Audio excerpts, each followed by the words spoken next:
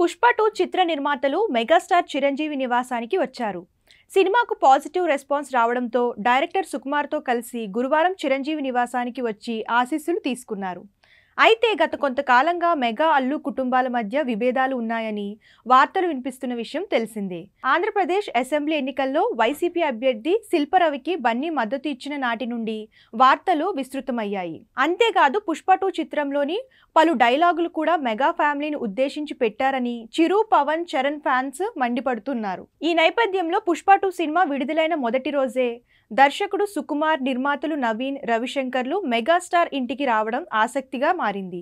అభిమానుల social media targeting నుంచి బయటపడొచ్చు అనే పుష్ప 2 మూవీ టీం చిరు వద్దకు వెళ్లిందని నెట్టింట్లో మరో వార్త వైరల్ గా మారింది.